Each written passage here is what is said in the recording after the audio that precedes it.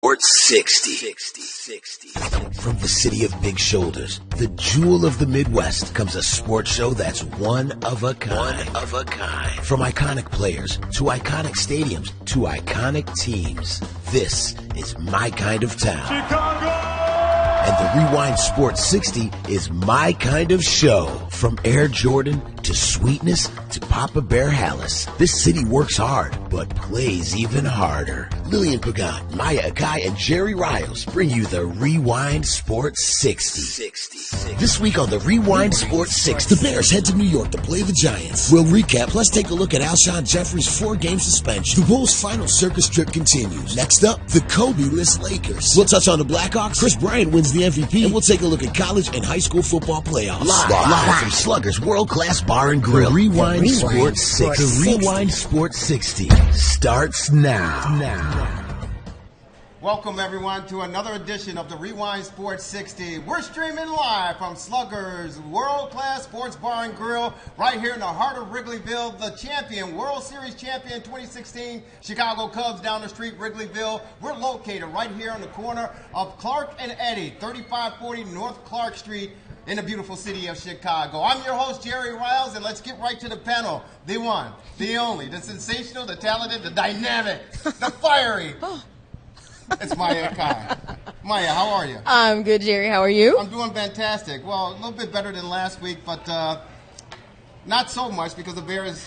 Somehow I knew you were referring to the Bears in that comment. All right. It wasn't as sloppy or as ugly as last week, but they... It's still a loss, though. And it's still half of a football game that they need to come and play complete. That's true. And our NFL expert, our analyst, Sean Sierra, Superback, welcome to the panel, brother. Oh, glad to be here, Jerry. You know what? So the Bears go up to New York to take on the New York Giants. They look halfway decent getting started in the first half. The first series, they go, 9 plays, 76 yards, 5 minutes, 14 seconds. They go Cutler to Zach Miller for the touchdown. They're looking pretty good. Seemed like the first 3 series, the offense looked pretty respectable, and you thought we were going to have a Bears football game to go up against the Giants and maybe come away with the victory. But as we've seen throughout this regular season, the Bears, a tale of two halves. For some reason, Sean, they cannot go in the locker room, make the proper adjustments, and then come out in the second half and continue to execute. The Giants certainly did that. They knock off the Bears by a final of 22-16, winning their 5th straight game, improving. And the Bears, of course, we know, dropped to 2-8. How did you size everything up this afternoon? Well, you know what? Exactly what you said. You know, they had the first 3 drives they came out and scored. I mean, that was very promising. I was glad to see that. And then again, the thing that's plagued them all year is they can't put 2 complete halves together. So this game was the first half they did well, second half they didn't come out. So apparently there's something going on because other games they've come out in the second half and done well, and other games the first. So they have to get that figured out. The adjustments need to be made. The Giants obviously made the adjustments on the stretches, on the tosses. They started having the weak side backer who's pretty much unaccounted for when the ball's going away from him. Mm-hmm. They had him shooting the gap, and he was unaccounted for, and that should be taken care of by the series, not even by halves. I mean, if you see that happening once or maybe twice, okay, then we need to get a hat on this guy, and they didn't do it, and that was really frustrating to see. Coupled with the injuries, I mean, man, Josh Sitton was out. Miller broke his ankle.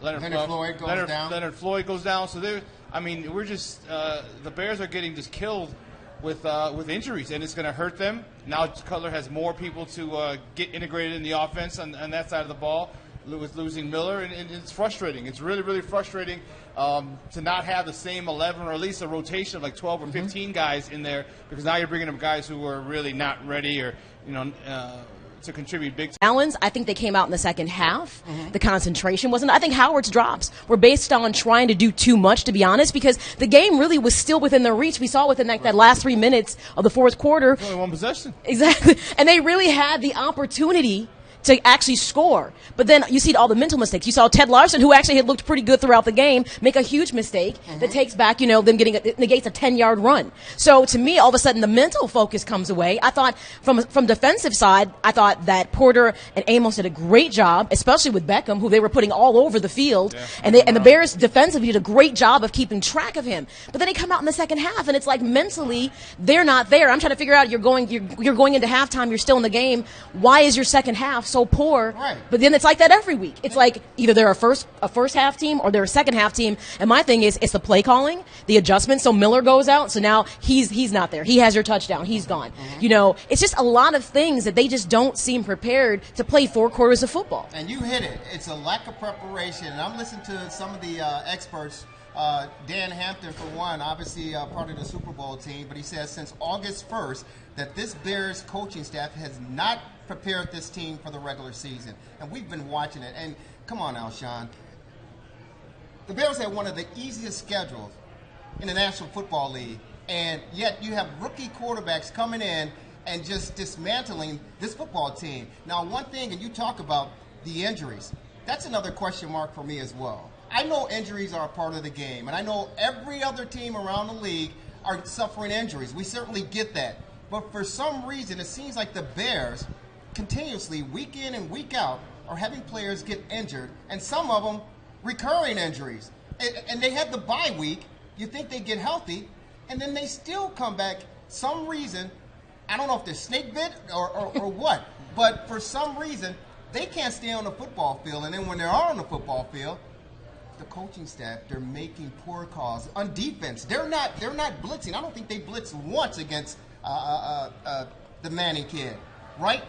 You've got to throw some different looks at especially veteran quarterbacks like that. You've got to surprise the offensive line on the defensive side of the ball, and you've got to throw something up there, a wrinkle, to try to get your boys back into the game and get the motivation going. Yeah, the injury thing, though, a lot of these injuries that are happening, they're not soft tissue. They're not, Miller broke his foot.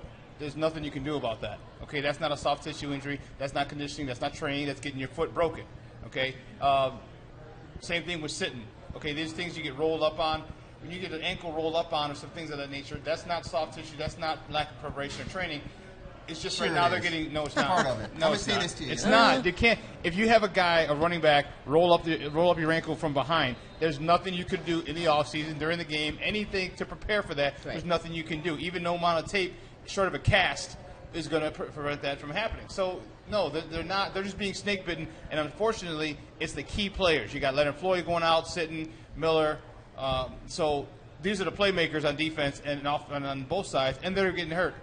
As far as the play calling, yeah, the coaching staff has to take some responsibility, but it all does come down to the players. Jordan Howard can catch the ball. He has caught the ball. But if you look at the screen pass when they were coming out of their own end zone, if you look at, he turned his head just before as he was getting the ball. Didn't look the ball into his hands. Right. That's a common rookie mistake. Mm-hmm. Happens to a lot of veterans too. It's not that he can't catch the ball. Yes, Jeremy Langford is a much better pass receiver, but it doesn't mean that Jordan Howard can't catch it. Right. He can, but he's got to make sure that he doesn't do silly things like that, like turn his head before he got the ball. Sean, that's where it comes back again to coaching, because if you can't coach, it's not a coaching thing. Listen, let me say something to you. As far as you played at the great St. Rita High School right there on the south side, okay? You played at the Holy Cross, right? You played at the typical, the high level, right?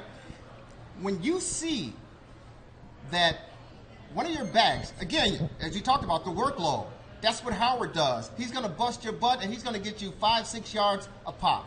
If you want to flare it out, use Jeremy Langford. He had 3 targets, I told you, and he caught all 3. Now, if you see that Howard, who's not comfortable or used to getting a flare-out pass like that, and he's dropping them, it's a simple coaching change. It's a simple coaching adjustment. The Bears didn't do that, and, of course, the Giants capitalized. I mean, I'm with you on the thing about the coaching of mental mistakes. I mean, that's something that it comes with time. Like I said, I believe in his mind he was trying to just do a bit too much, because the game was in reach until the game was actually over. It wasn't like they were locked out or couldn't get in the mix. So I'm with you on that. It comes to a certain point of time that you really can't coach that up. You can't coach out those mental mistakes, because you have someone like Ted Larson, who's a veteran, who makes a huge mental mistake. And that's not something you can change. You can point it out, like you need to be more mindful, hey, don't run until you catch the ball. But when you're thinking what you need to do. I just think it's more of a mental thing. But when you talk about the coaching, I mean, in some cases, the running game actually was very efficient for them today. I do believe that looking at more of a three-back set could have been a good thing at certain points of time. From that? Why do you leave it? You know, I can't. I don't know what's in Logan's mind. I don't know why he switches things up. I mean, I do say this: when you maybe get some success from Miller, you get Wilson who steps back in. You see where you're trying to stretch the field out, trying to get those chunk plays when you can get it. So I understand you don't want to be entirely predictable to the other team that you're only committing to the run. But the question is, when do you mix it in? I mean, hey, you look at New York. How they don't respect your defense, even when it's early in the game, they're going for a fourth down. To me, that's a big message, like, we don't think you can stop us. And by the way, the Bears didn't do it. So there's, to me, a lot of things about not being predictable that's key. That's why I don't think they're going to overrun, because they don't want to be too predictable. You need a victory, and you talked about it. Howard had, what, 76, 78 72 yards? 72 in yards the in the first half, and then the second half he only had 5? Yeah, but also you got to remember, now you're bringing in another guard. Josh Sitton's out. Kyle Long's already out. Now you're taking out the other Pro Bowler, Josh Sitton. That really affects the run game when you have those two guys who are so key. And I told you before, those front three, the two guards in the center, that's the key to the run game. When you have one All-Pro out and then you lose a second All-Pro, that's gonna take its toll on the run game, which it did. And think about, couldn't recover from actually, and that point is probably dead on, because coming into the game, you've got Larson is filling in for Long, and Massey on the other side. Is that who filled in? Massey's out. So who filled in for Massey? I'm drawing a blank. So not Bush. But you have these two players. So in the first half, I'm sure the coaching staff was like, okay, they're doing good, they're balanced. Then Sitton goes out, and now you have another dynamic on that line. Who actually, I felt the line looked pretty good in that first half. Yes, they did. Gave Jay the time. Jay looked comfortable, but we can't. That's not an excuse. You can't negate, but you cannot negate that. All of a sudden, when your O-line, look, let's be honest. The reason that Prescott can look as dynamic as he does is he but he has a line that gives him the time. 3 out of 5 first rounders in that let's not fake the fact that Ezekiel Elliott can do what he can do. One, because the skill set is there, but he's got a line that's creating that opportunity. 3 first rounders. So you can't play it down. Don't get me wrong. The Bears are in hibernation. They started that way. Step is in hibernation. I'm just saying. The bottom line is, but you cannot negate certain things. Football is not a one-player game. It's a collective effort. It's a collective effort. Bottom line. We've watched the greatest running back. Which one would that be? It's only one in my book. I don't know what book you read. Well, I'm not. I'm asking. You're putting it. The guy behind us. Yeah. The book that I read, he wore number 34 for the beloved. Okay. That, to me, is the greatest running back of all time. And I bring his name up. WP, Walter Payton. You talk about the poor offensive lines. Walter Payton had probably one of the worst offensive lines when he first got into the league. But he continued to run the rock between the tackles, stiff arming, barreling people over. He continued to play with that force until the Bears. That was a different game. You're talking about different era of football. You're talking about the best running back of all time. But training methods, defensive players have gotten better. A lot of things. The game has changed. The game has changed. Because the coaches don't know how to make adjustments. That's how the game has changed. If you have one of the dominating backs in the league, a rookie running back, and you know this, and he's carrying players 2-3 yards up the field. I don't care. It's still one in the trenches, as you definitely know, and you got to run the rock. You have to run the rock. You're saying that if Jordan Howard would have continued to be fed the ball in the second half, the Bears win. Is that what you're telling me? They're in a better position. I'm asking. Yes. No. Yes. Better position. Okay, I'm like, commit. Yes. Don't say better position. Yes. It's either you're winning or you're not winning. What, 22-16? Yeah. So you believe if they ran the ball more, they would have won? Yes. You know what? What do you think? I knew the Bears were going to lose. You know why I knew the Bears? Because they're the Bears. No. Because the Bears have been averaging, 16.5 points per game. When they rested on 16, I knew the game was over. Well, if that was the case, then Howard wasn't going to be the saving grace then. It was going to be. They hit their ceiling. It's over. Right. But look what happened to Cutler in the second half. No, they didn't just sit back and chill as far as offensively. Look what happened to Cutler in the second half. He was under duress almost the entire second half. Yes. That first half, that offensive line was sitting in there. Yes. They did a great job of giving him protection. The second half, he didn't have that protection. He took 1, 2, 3, half a second, and all of a sudden he had to move. He had to take his eyes off the downfield because there's a guy coming from his right, coming from his left, or up in his face. That changes the dynamic of everything. Once you have to take your eyes from downfield as a quarterback because you don't have time, that changes. That offensive line was porous in the second half. They couldn't get the run game going. If you can't get the run game going, you're darn sure not going to get that pass game going, and it hurt. And It you does saw. hurt. It It is. does hurt. But And give- that's not coaching. The fact that come on. And it's give wait a minute, talent. and give I know what- and give some talent. credit to give credit. The Giants made the adjustments that they needed to make for the second half. They knew it was simple. The Bears aren't going to do anything. No, they looked at the injuries and they could see how can we exploit this. Yeah, that's the They've first only thing. won 2 Firstly, they games did. this What season. did they do? Who did they attack once Tracy Porter went out that first play? Sherrick McManus. Yes. And then the right tackle, I can't, number 76, can't even think his name. As soon as he went out, JPP had a field day. Yes. Had a Jason Paul-Pierre Now, that had was the a difference. field That was the day. difference. Yes. You know Okay? why? But that's Because not he bent his coaching. ears back and just went straight for the Because the quarterback. talent No. level is different. It's not The line coaching. had a That's not shift. coaching. The line had a That's something shift. else. All right. You guys think that this is a world class? We talked about this. John Elway got rid of this guy because he couldn't coach. Come on now. Just You look at can't it. say you can't Yeah, coach I and you can get your say team it. to the Super Bowl. I can He got say the, it. he got the Broncos He's to the got- Super Bowl. he's had He two had NFC no horse championship, to get him to the uh, Super Bowl. John Elway say he can't get me to the Super Bowl and win it, so get out of here. I'm gonna find somebody else. She's Maya Kai, Sean Tierra, Jerry Riles. The fireworks just keep coming, ladies and gentlemen. It is the Rewind Sports 60. Before we take a short time out here at Slugger's World Class Sports Bar and Grill here in the heart of Wrigleyville, Alshon Jeffrey, he was definitely missed in this football game. Was he? J-Cup, Okay. I thought we were supposed to be taking a break. You're trying to start a whole nother conversation you know we can't have. So stop. Stop. I'm going to stop you right there. Color did hit 8 different You, supposed receivers to be, today. you were just supposed to say, after these, we'd be right back. That's what you were supposed to say, not that. are you kidding? The Rewind Sports 60 is ready for a quick timeout. When we return, there is more fun, excitement, and knowledge on tap for your entertainment. Come on back to the Rewind Sports 60 and bring a friend. I'm Jimmy Kim. I'm with More Scores and Tests. Our company combines a seamless integration of the traditional college consulting alongside academic tutoring business with a holistic understanding of how one part impacts the other. The following 5 areas are where we focus our attention. First, college choice and the application process, extracurricular and special activities, major and career readiness, academic readiness, and financial readiness. We come in as consultants, knowing the landscape, knowing the mistakes that other families and students have made, and what kind of preparation really needs to go into thriving in college, and using college as a platform for future successes instead of just focusing on getting into college. We really believe in equal opportunities for education, especially for students that may not have the privileged access that some of us do. I think that if we do a good job and equip the students for long-term success, that really benefits the students and the families, and that's what we really have as a goal in mind. After 50 years of business, Helix Camera and Video is entering a new era as a leading photographic retailer in the Chicagoland area.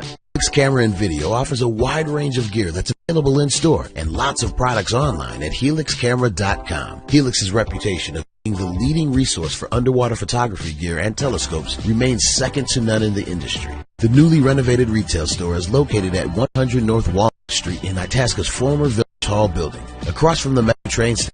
The first floor is dedicated to showcasing cameras, lenses, lighting, accessories, and supplies from major manufacturers, including Nikon, Canon, and Panasonic. The second floor offers a spacious 1,500 square foot event space that will be available for photography classes, workshops, new product demonstrations, vendor events, and local camera club meetings. For more of your camera and photographic needs, head on over to Helix Camera and Video in Itasca at 100 North Walnut Street, or find them on the web at helixcamera.com and tell them the Rewind Sports 60 sent you.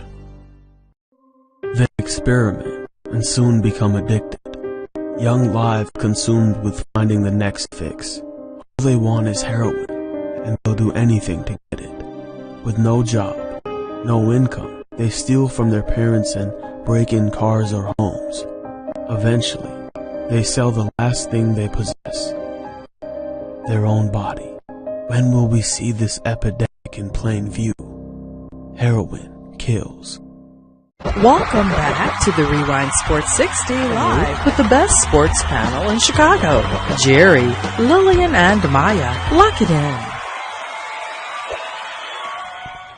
Welcome back, everyone, to the Rewind Sports 60, streaming live from Slugger's World Sports Bar and Grill in the corner of Eddie and Clark. What's so funny, Maya Kai? Nothing.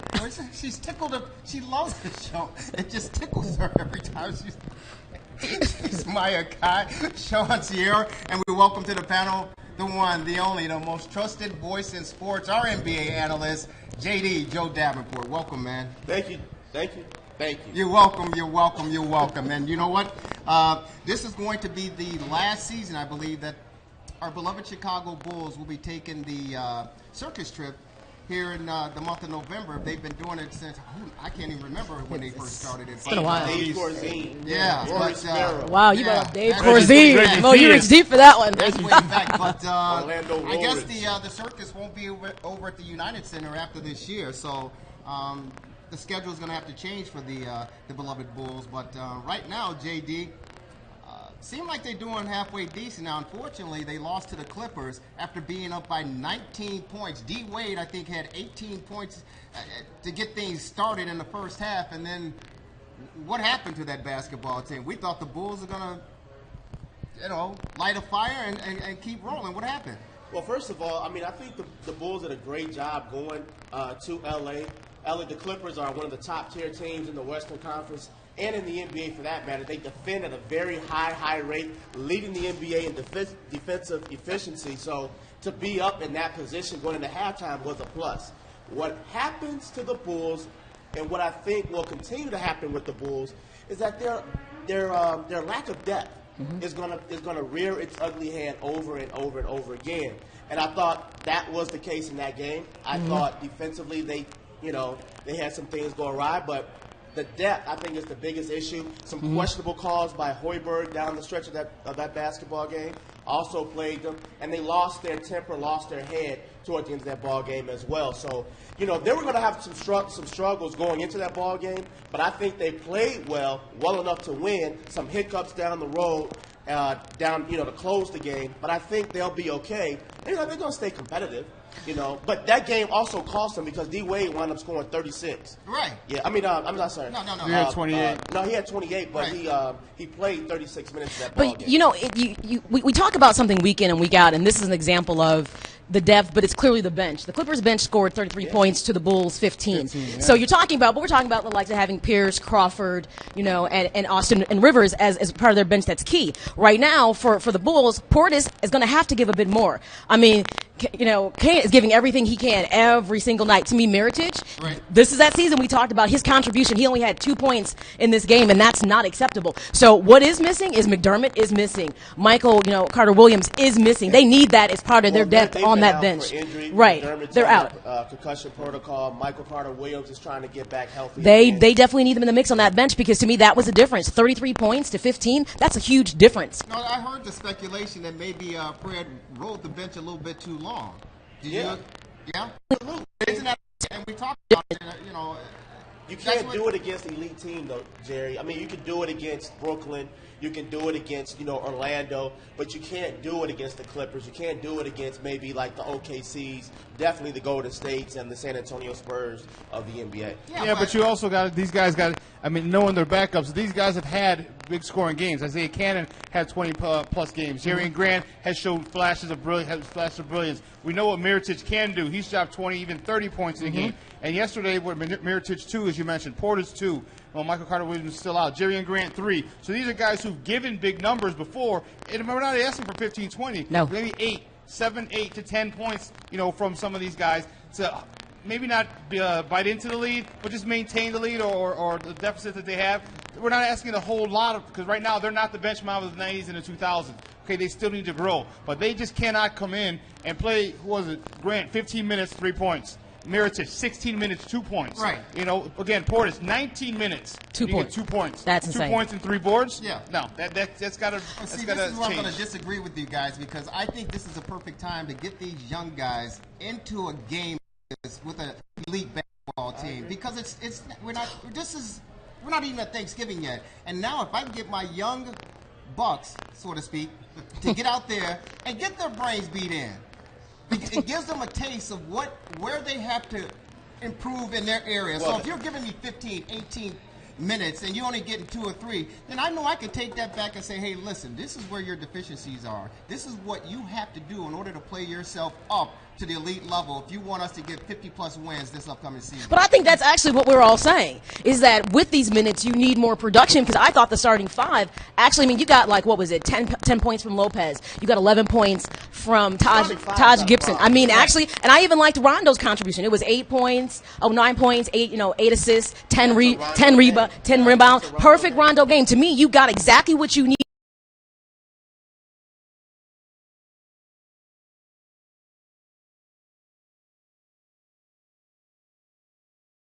From that starting five. So I agree with you. Yes, that bench has to give a bit more, because if you're going to get outplayed night in and night out based on the bench, the Bulls are going to have a problem in the stretch. But get your brains beat in November. Stop beating people's Not brains April in. Or May. Stop that. Stop being At aggressive. the end of the day, guys, talent is talent. That's if true. If you have it, you got it. If you don't, you don't. Now, you can get all the experience you want. I'm a little disappointed myself in Bobby Portis. I would expect this to be a breakout year for him. He's a guy that's 6'10". He's very active. He wants to get up and down the floor. He can shoot from distance, stretch the floor. But he hasn't done that. He's missed some key defensive assignments. It happens far too often. Mirotic is still streaky and inconsistent. You mentioned Jerry Grant. He does. He has the capacity. He's a bright spot, though, don't you? Portland was a game where he played outstanding. Outplayed Lillard. But yeah, Lillard and they didn't play very well that game. But anyway, going back to my point, they got to be more consistent. And either you have it or you don't. So they need to upgrade. Maybe Marco Carter Williams and get back. I think he's a steal. I think. I do too. And I think Hoiberg should say, look, you've got 16 minutes. And you didn't do very much with it, I'm gonna have to cut. I need more production. If you don't give me more production in the time that I'm giving you, then your time decreases, because that'll light a fire under and realizing, you know what, I have to be more active. Maybe it's not just points. Maybe it's boards. Maybe it's good defense. Right. There's a lot of things that don't show up on the stat sheet that are huge. Yes. You play good defense. You rotate properly and cause a turnover. That doesn't show up on the stat sheet, but that's quality time. And he said, if Hoiberg says, hey, listen, I need more out of you, and if I don't get it, you're not going to get as much time. That's what happened with Tony Snell, and that's why he's no longer. And that's why Dwayne Wade played 36 minutes yesterday, and on a back-to-back night, he's not playing today. So those young guys, as we mentioned, they're going to have to step up again. Okay, so those guys like Valentine, Cannon, those guys can step up and make better use of their time. Well, one name we didn't mention so much in this opening conversation was that, of course, of your beloved Jimmy Butler, who declared himself this past week that he's the best player in the NBA. And luckily I wasn't driving my car, because I'm certain I would have crashed into a light pole or something, because after I heard that comment and read about it, I said to myself, Maya, I go to the bathroom, I look in the mirror and talk to myself, ask the question to myself, what is Jimmy Butler smoking? What is he smoking? No, that's not what you said. You said, mirror, mirror on the wall, who is the best NBA player of them all? Is it Jimmy Butler? That's what you said. That's exactly what I said. That is what you said. I thought I had to... JD, I had to pinch myself. I thought I was dreaming. I couldn't believe what is wrong with him? He's going to have to step into that role tonight. What is wrong with him?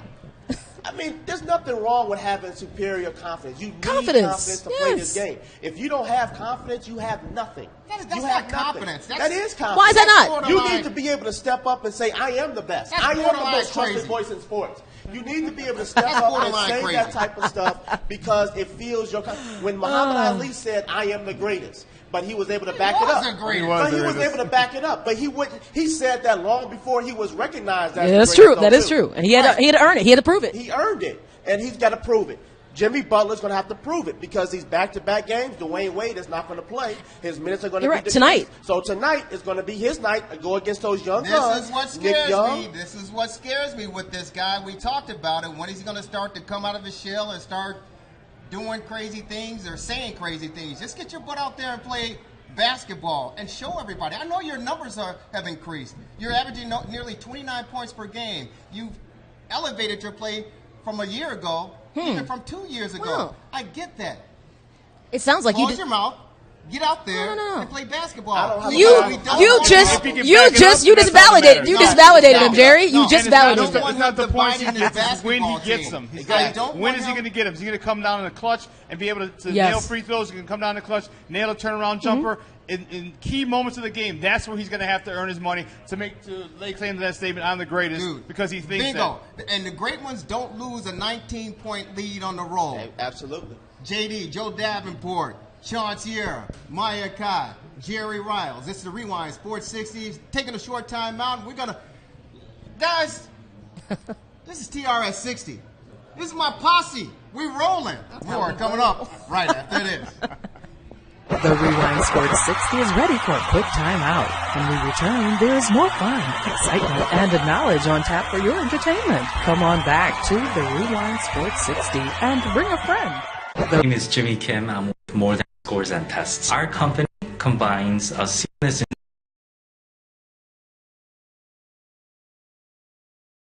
integration of the traditional college consulting alongside academic tutoring business with a holistic understanding of how one part impacts the other. The following 5 areas are where we focus our attention. First, college choice in the application process, extracurricular and special activities, major and career readiness, academic readiness, and financial readiness.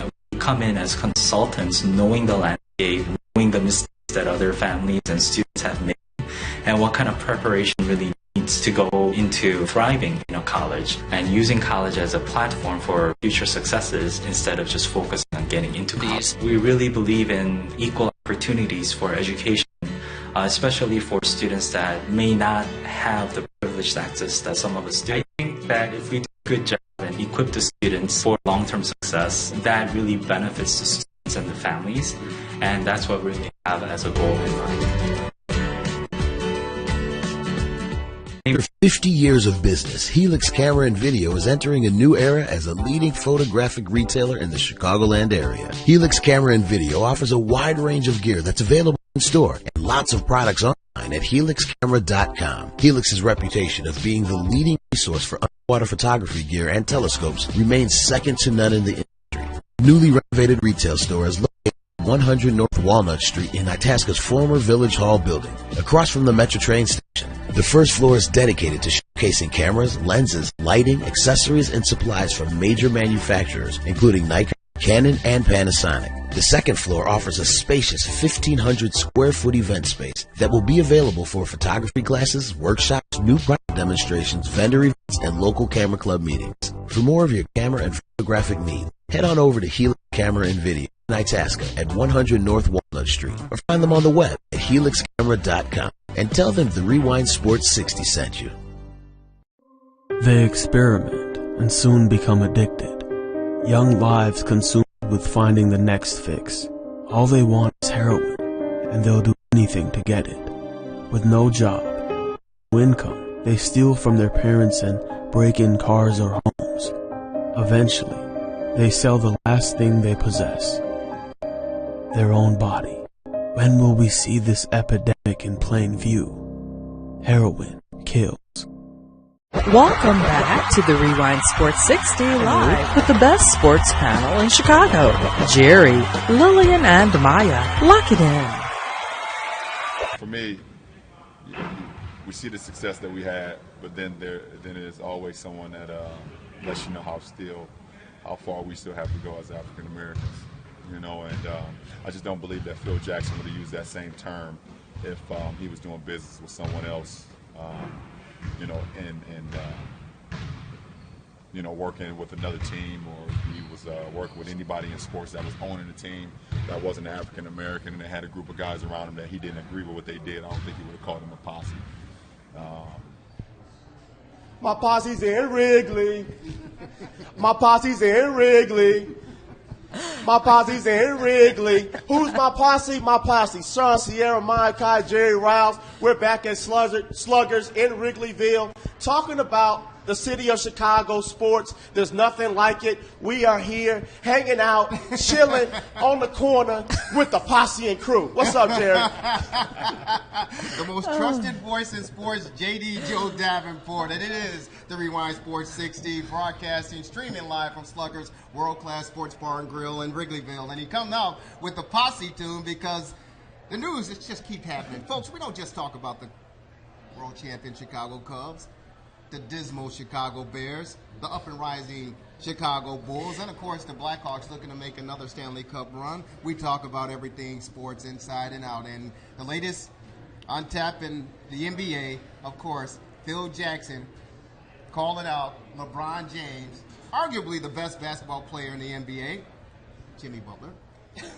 I knew it was coming. Here comes the stick. He had to say it. But Phil Jackson of the New York Knicks said that LBJ is hanging out with his posse, and this goes back to 2014, or even probably even earlier than that, when LBJ was with the Miami Heat, and he wanted to come back. They played Cleveland.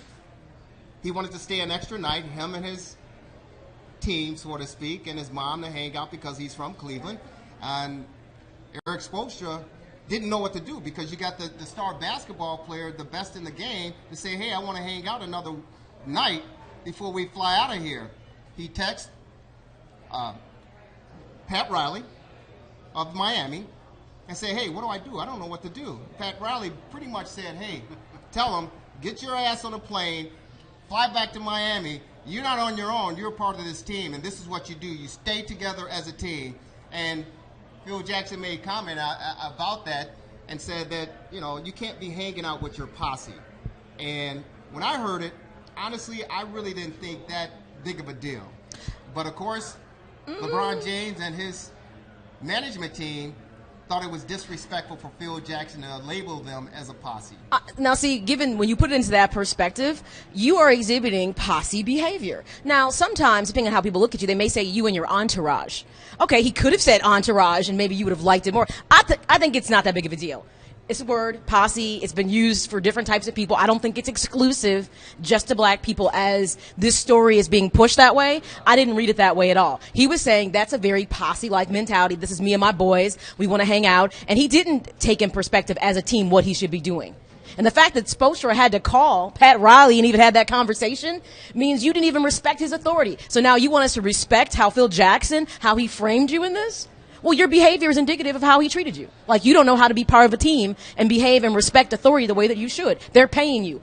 Get your ass on the plane. Bingo, Sean. They're paying you a heck of a lot of money. And what's the difference? I know you may want to stay there, but you're a damn near billionaire. You can go and hang out in Cleveland anytime you want after the season. When you're with the team, and I understand, you know, you treat people fairly, not necessarily equally, but at some point you still, you know, you can't set a precedent. Say, hey, you know what? I want to hang out in Miami because, you know, my cousin's here. You know, my long lost cousin. So I'm gonna say, so where do you draw the line? Just because you're from Cleveland? What again? So where do you draw the line again? Where? You can't. So you need to get on the plane with the guys.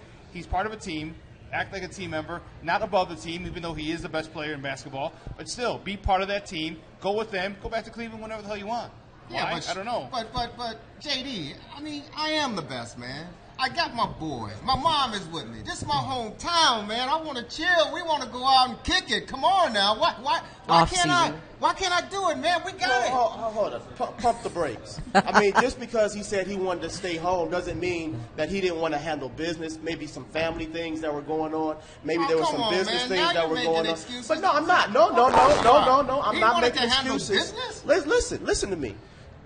First of all, every player on that, there are 15 players on that roster, 15 players are being treated differently. There is no better team member than LeBron James. Everybody knows it. He is the consummate team member, the consummate team player. Matter of fact, he's been ribbed and ridiculed because he's too much of a team player, too much of a team consummate. So if you were to say that he's not a team player just because he doesn't do that, I respect Pat Riley's decision to say, no, he needs to be on the bus, or on the bus. Fine. Get him on the plane. I understand that. But I'm not going to say just because he said I wanted to, hang back a little minute to get some relaxation, chill out for a second, get my body to get my mind together. There is no more. Nobody faces the pressure that LeBron James faces on a daily. Oh, you're making excuses. You're making excuses. Does not face the most ridicule. Does not face the most.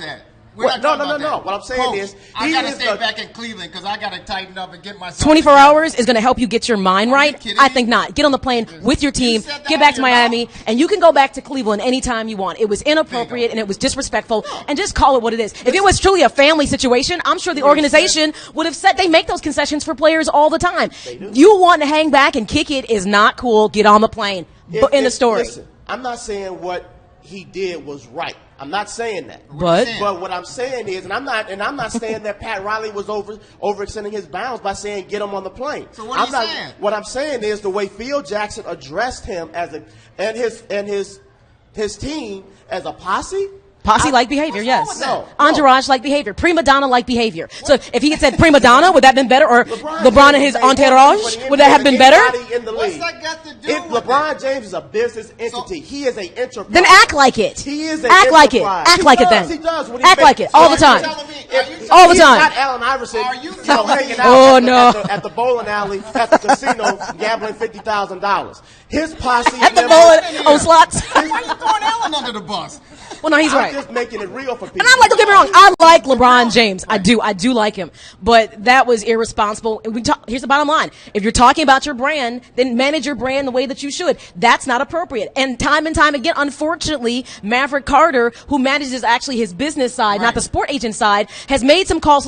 He's the reason LeBron got so heavily criticized when he left Cleveland to go to Miami. The way they decided to handle the situation, go on ESPN, I'm taking my talents, where LeBron going, and they didn't even have the decency to call the owner of the Cleveland Cavaliers, who had invested in LeBron from day one, to say, LeBron has made this choice. LeBron should have made the call. He sent somebody at the bottom of the rung, obviously under advisement of these people that are part of his group, to say, What no. did the owner of the Cleveland Cavaliers say when LeBron left? He said Cleveland will win a championship before the Miami Heat, and he said LeBron James, he dogged him in the Of course he dogged him, Jerry. He was in his feelings. He had invested. I'm going to call you and say, hey, man, I want to come back and do this. If this is how you handle business, then it's poor business. He owed it to that owner, and not just the owner, but to the city of Cleveland. He was Cleveland's son. He treated them like they were nothing to that fan base. It was disrespectful, and it was done poorly. I don't think he owed anything. That's why they were burning jerseys and tearing down banners, because Cleveland loved. It is now, but prodigal son. right. That's just not how you do business. I would never hire somebody who does business like that. And let me ask this question. If you're this management team that LeBron put together, instead of firing back and retaliating, so to speak, against Phil Jackson for calling this management team a posse, you talked about the endorsements and what he's done for the league and for the city. If you're a clever and a smart businessman, wouldn't it be wiser to flip the script and target the hip-hop audience and use the term posse as something that is more of a positive? Because the hip-hop culture, I'm sure they use the term as, I'm rolling with my posse. Sir Mix-a-Lot. Right? Yeah. Wouldn't it be smarter and better to flip the script and capitalize on it, as opposed to firing out and attacking, and some people even tried to question if Phil Jackson is a racist? Yeah, you know what? Then who's to say they're not? Because remember when Jordans got banned and people weren't allowed, Michael wasn't allowed to wear them. What did they do? What did Nike do? They came on a TV commercial, just panned down on Michael, the new shoes, and boom, boom, banned. So who's to say that LeBron's not going to come out? I don't know that, but that would have been my initial reaction. That's what I'm saying. Like, who's to say that he's not going to have a commercial coming out and say, yeah, me and my posse are doing this or something exactly. of that nature, and he just may flip it around. Maybe I don't think they'll do that, because I think that it'll be they're not that upon as hypocritical. They're not that creative. Blast Phil Jackson, and then you're going to mock yourself and him by doing this. We got to take a short time out. Hey, let me tell you something, guys. This is the fastest show in sports. It's the fastest 1-hour show. By the time you sit down, you got your popcorn, you got your beverage, your cocktails, whatever you're having, the show is just about over. Don't miss it. The smartphone, the laptop, the computer, all that good stuff. Make sure you guys keep it locked in. And we're Facebook Live, man. We're rolling with it. Let us know what you guys think. She's Maya Kai. He's Sean Sierra, JD, Joe Davenport, the most trusted voice in sports. I'm Jerry Riles. More coming up. We're going to talk some Cub baseball. Yes, indeed. Kris Bryant, MVP. Much, much more. Coming up in our fourth quarter, right after this. The Rewind Sports 60 is ready for a quick timeout. When we return, there is more fun, excitement, and knowledge on tap for your entertainment. Come on back to the Rewind Sports 60 and bring a friend.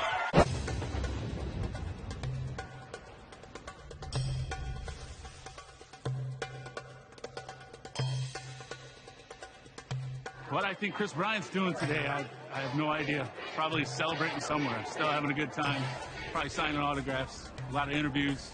He's out partying with his friends, his family, and with Chicago. As far as I'm concerned, he can do whatever he wants. He can party as much as he wants to.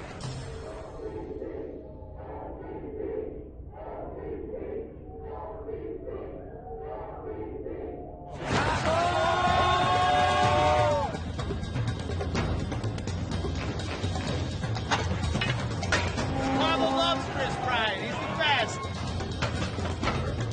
you not love this guy? I mean, come on. He is such a cutie pie. Attaboy, KD. You're so proud of you. Women love him, man.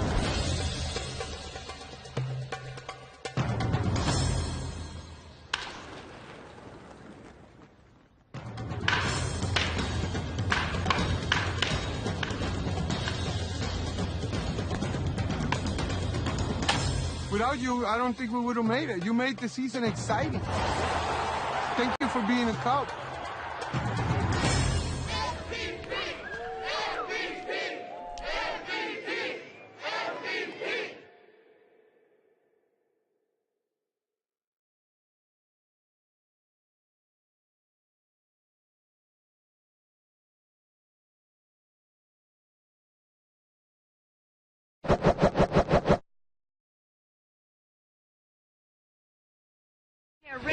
Which that's gonna be kind of confusing. You already watched. You watched that. Which means maybe we need a replay. Nah, you don't have to rewatch the whole thing unless you want to hang out with us again. This is getting confusing. It's like, are you hanging out with present or past? Is this the present or is this Just the past? like rewind again. Rewind that back.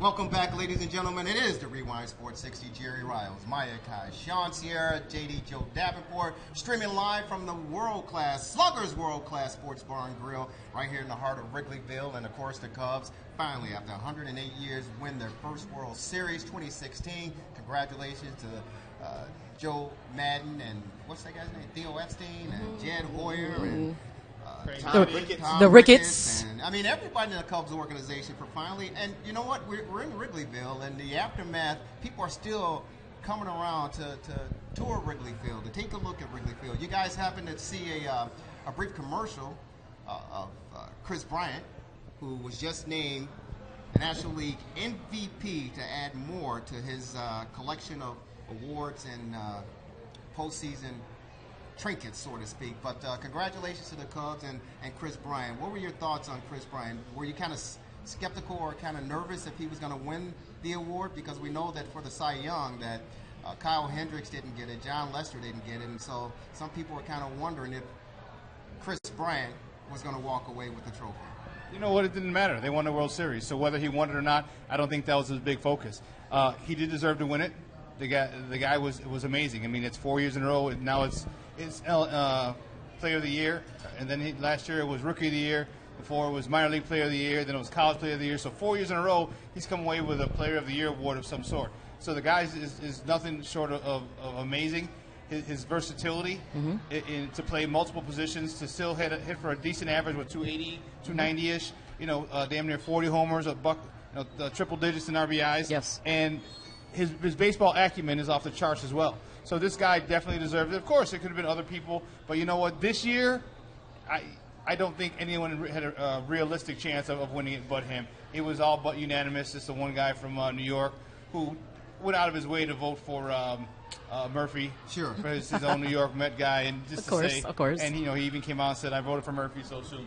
You know, he's just being a troll, just being a goofy. But you know what? It doesn't matter if you win it unanimously or if you win it by the skin of your teeth. The fact is, he's an NL MVP, and it's well-deserved. You know what? It's interesting because I had a chance to talk to a scout right when Kris Bryant was a member of the Cubs, and he compared Kris to Cal Ripken Jr.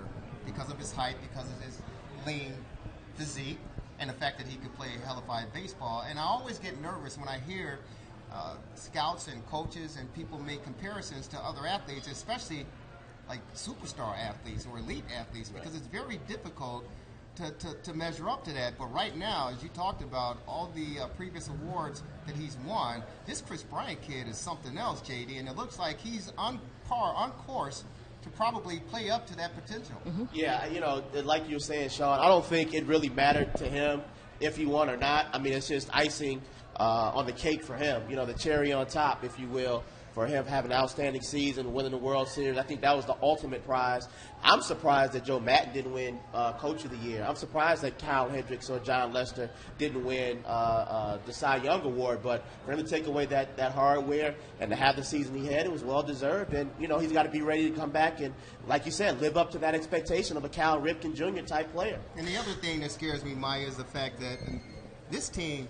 Now, you guys heard me. And I've said it on the show all along, all season long, that I didn't think that this Cubs baseball team, with all the talent, with all the management, upper management, everything that they brought to the table, I still didn't feel that this team, because you have to play baseball and you have to go out there and everyone knows that. I didn't think that this team had it in them to win the World Series. And I thought that they were going to be the 90s version of the Atlanta Braves. But they proved me wrong. And what's scary is the fact that this is a very good hitting team and they're only going to get better. And I talked about Cal Ripken comparisons with Kris. As far as the bat is concerned, he is a much more disciplined version of a Dave Kingman from back in the day. You know, I would put it this. I think what you're seeing is kind of like a changing of the guard of the names you're going to hear. You know, you have these young players that are starting to prove themselves, and your Mike Trouts. You know, your Bryce Harper, your Kris Bryant. And the difference with him, Kris Bryant didn't just come right up and start. He was in the minors first before he was brought up, whereas Harper and Trout, started right at that point. You're seeing the changing of the guard of these young players that are starting, to me, to write their own narrative in regards to their talents. Although I think it's great to compare them to those players, I think they're doing something unique for themselves. A whole generation now is going to be looking at your Rizzos, your Bryants, your Harpers, your Trouts, as that's going to become their idols. And I think that's what's unique. And I think, the Cubs have, Bryant is there, Rizzo is there, Baez. I mean, you have a lot of young players. Now the question is going to be, when it gets time to get paid, will they be able to maintain all this? Fowler is already testing the waters like, hey, when you get your payday, what you got to do? You got to monopolize on that. You got to make sure you get what you have coming to you. I mean, the question is, can they keep this core together? How long can they keep the core together is what I'm wondering. What is the core, though? Is it Bryant? Is it Rizzo? Is it Russell? Yeah. Is it Baez? What is the core of this team? That's for me. I think they're going to make a shift probably next season in regards to pitching, because I knew Hamill was out. I knew he was out for sure. So the question is, are they going to go into minor league? Is there a player they can develop? Because to me, I think they have enough room with having your Hendricks and your Lesters and your Lack.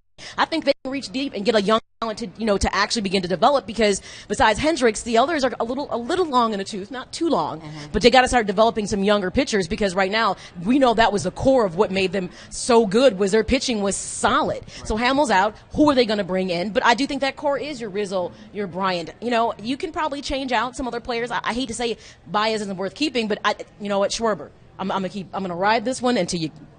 So I can't do it anymore. With that being said, take it easy. With that being family show now. Relax, fellas. With that being said, he's really more suited to the AL. But I hear this love affair with Cub fans. Like, no. I'm like, you got to look at your value. If you can get something from him, they love him. But at some point in time, he may be back next season. I don't think they'll deal him that quick. But eventually, because he's not a good defensive player, they're going to have to deal him to keep somebody else. So love him now while you can, because I don't see him here beyond maybe 1 or 2 seasons, because they're going to have to keep somebody else and pay them. And you're not going to pay somebody who they can't rotate and get out there and play defensively. Yes, he's great at the bats, but that's not enough to keep him on the team when you do have other players that can accomplish things on both sides of the ball. DOF seems to think they can find a place to put them. Now, real quick, it was great to see that the Cubs were welcomed and honored by the Blackhawk fans over at the United Center after they won the World Series. And the interesting, I don't know if you guys had a chance to see the video, but what was interesting to me is John McDonough, the president and marketing guru for the Chicago Blackhawks, who was previously with the Chicago Cubs and wanted to win a World Series with them, but management simply didn't allow him to do the things. He goes over and wins 3 Stanley Cups in 6 years. It was great to see them come together. And I know John McDonough was wishing that he was a part of the Cubs organization with the World Series, but he has nothing to shy away from. He's not. Please, he's not. He's got 3 Stanley Cups. And he's brought. He's made a sport relevant to a bigger fan base than it already had. It's crossed a lot of different. You have a lot more Latinos watching hockey, a lot more Black people watching hockey, because the Hawks. I haven't seen them. More posses. I'm just kidding. I'm just kidding. So he's good. He's done a fantastic job. He's one of the best in the business for sure. And this Blackhawk team, you talk about core players when you talk about Taze and Patrick Kane. This guy just turned 28 years of age this past week. They're on the circus trip, though, and making their rounds. And the Blackhawks playing against the Vancouver Canucks down 3-0 going into the third. They tie the game up and go into overtime and win it. I thought they were dead in the water. They got that championship moxie. Yeah. And that young, once again, you see another organization they know how to develop talent. So, you see some big names exit and you go, how can they still compete? And then you get Panarin, you get Panik, Anisimov. You get all this young talent that last year wasn't quite ready. I think they're they're now a bit more grizzled and they're ready to compete at that higher level where they failed a little bit last year. And the scary thing about it is we always talk about it, Maya, JD, and Sean, is the goaltender. You had Crawford and the Jay Cutler of the Blackhawks. Darling in there, and you go, what's going on? But you talked about it, and you hit it. They have a great core players, and they got some supporting cast, and these young kids are coming up to play. Real quick before we say goodbye here from Sluggers, let's get into college football. We're getting around the playoffs. Hawkeyes, yes. Hawkeyes. Look, give me my love. Let me take it. Lovie Smith. Oh, I love you even more than I loved you when you coached the Bears. But hey, I will say one. I will say one thing though.